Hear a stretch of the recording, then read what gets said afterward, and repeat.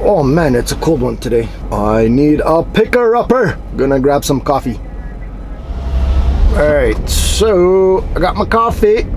So there are two places that I'm gonna be going today.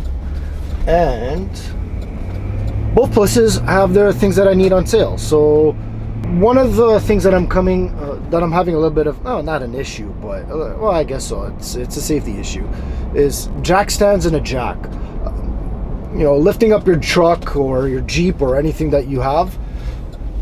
When you get to a certain height, your jack stands or your jack itself would not be efficient enough, right? Because you'll be topping out how high your jack can go, and then if you're like literally using the last two notches on your jack stand, that is so super dangerous. So I am gonna go get myself a higher jack stand, stronger jack.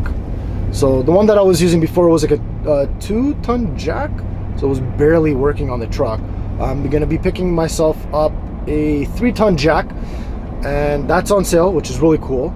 And then I found out another place, they're having 6-ton jacks on sale as well, so I'm gonna pick up 2 sets of those, and that's where I'm going.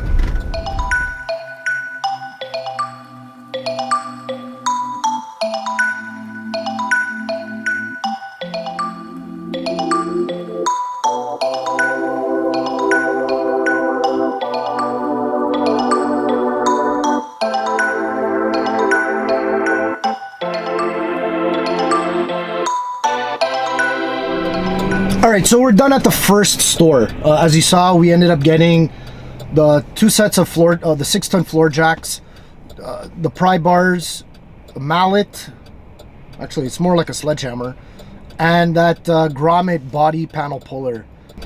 Now the reason why I needed that grommet puller, it's really, there's other work that I want to do to the truck, and I'm just setting myself up so I don't have to go back and forth to the stores. Alright, so now we are on our way to go pick up the 3-ton floor jack.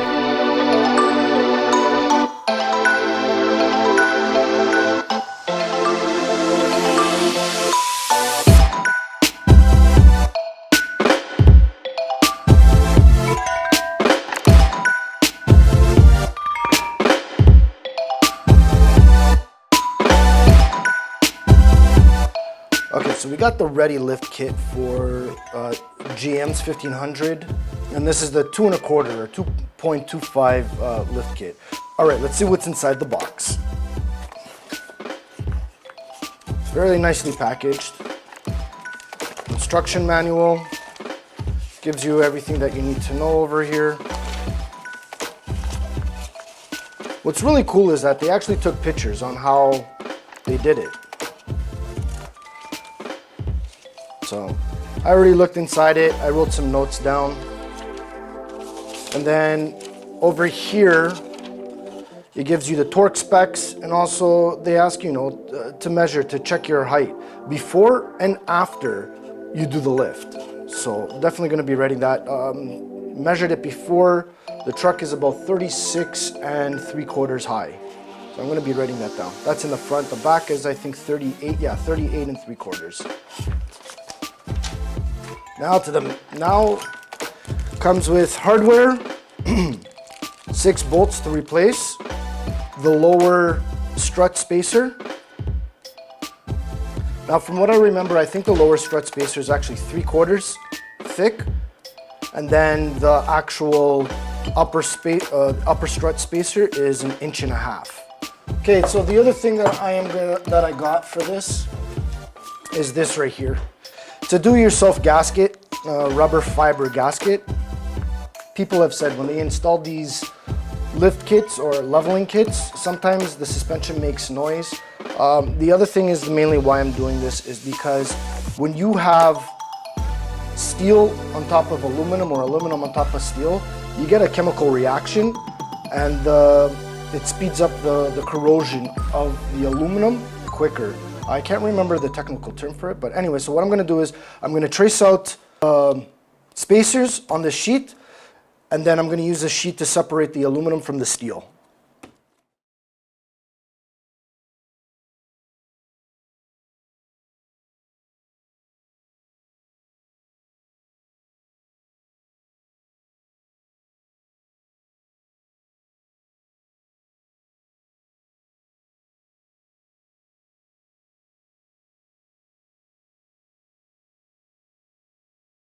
All right, so I have finished making these gaskets or making these spacers. Okay, so for the lower strut spacers, I didn't trace out the whole thing because only part of it, like half of it right here, is gonna be touching metal. So just pretty much did only that part. So 4 on there, then 2 of these for upper and lower, and that's it. All right, so we're done here. Let's go take it to the truck and install it. All right, so before we go ahead and install the lift, I am going to measure the height. I want to do like a before and after. So, truck's all the way sitting on the ground. Measure from the ground to the highest part of the fender. We're looking at 36 inches and 3/4. All right, I'm going to do the other side. Yeah, we got 36 and 3/4. I'm also going to do the back side. Okay, back side is 38 and 3/4. All right, so here are some of the things that we're going to have to do to take off to install the leveling kit. All right, so there's going to be 3 bolts up here. These are actually 18 factory stock, 18 millimeters. Then we have this little guy over here holding the ABS line. Yeah, so that is a 10 mil. And then over here, this is actually an 18 mil under here, the ball joint. And then it's a 6 millimeter Allen wrench that goes up inside. Also, we're gonna have to take out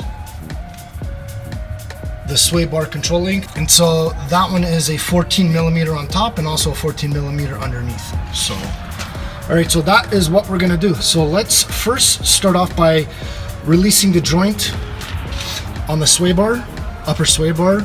Now when you do that, run the nut almost all the way at the very bottom. Then you take a sledgehammer and you pound the knuckle over here to release the ball joint. All right, so as you can see, everything is prepared for putting the suspension back in. All right. Okay, so one thing I didn't show is after I took the suspension out, I dropped the suspension through this way to pull it out this way. And so when I put it back in, I'm going to do the same thing. So I'm going to put it through here, that way, and then I have to turn it back this way, and then put it back up. All right, so once that is done, it's just basically everything that you did to get to this point, you're going to do it reverse. So once I put the suspension in, I'm going to put the 3 nuts on top, but I'm not going to tighten it fully. I'm going to have a little bit of a play, so that way I can put the lower bolts in. All right, so as you can see, this spacer is on. I put the gaskets on the upper and the lower part. You can see right there between the strut and the spacer, and then I put another gasket here that's gonna go between the housing and the spacer. Okay, so for the next part, we're gonna install this one. Now, the way that this is gonna go, it only goes in one way. It doesn't go in this way. It actually goes this way from behind. Now, as you can see, there's a huge gap right now. So what I'm gonna do is I'm gonna get the jack, the floor jack.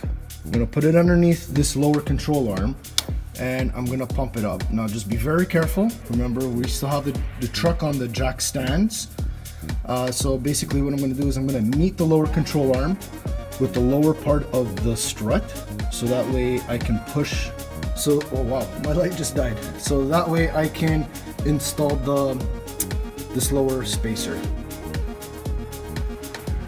All right, so everything is put back together. So, like I said, these bolts up on top are a little bit smaller, and just only because the original ones would have been way too tall. Make sure everything is tightened. Make sure you follow the factory torque specs, and we're good. Looking good so far. Oh my goodness, this weather! One day it's beautiful and sunny and half decent warm, and then the next day, like today, it's plus 6 degrees Celsius and it's cold.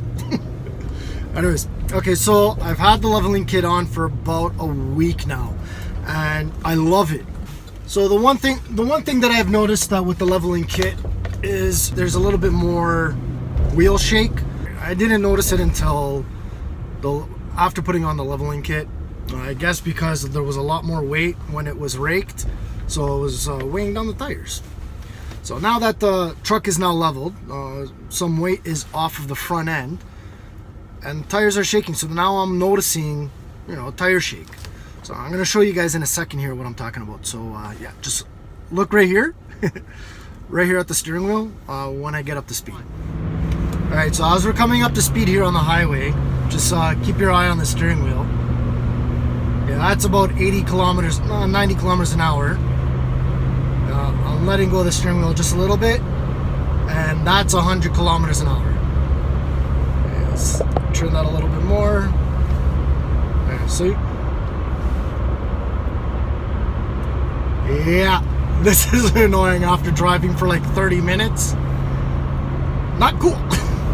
Alright, so we're on our way to my mechanic, and we're gonna go resolve the issue by balancing the tires, which is a good idea anyways. Alright, so here we go. So I just finished with the mechanic, balanced the tires, and yeah, so found out some really bad news. Okay, so the front two tires, they were not at all weighted. Yeah, that's not good. So I don't know what the heck happened there, but that's not good. And then to boot it, the front left, or the front driver's side, which there's only one side for the driver, it was off by 8 ounces. That's a lot of weight. So I am on the highway, checking this out. We're at 85, no shake. 90, no shake. 100, nice, no shake. Alright, so we solved that issue, and it's gonna make driving this truck on long trips a lot nicer. And so that is done. Ah, nice. What a smooth ride, like seriously.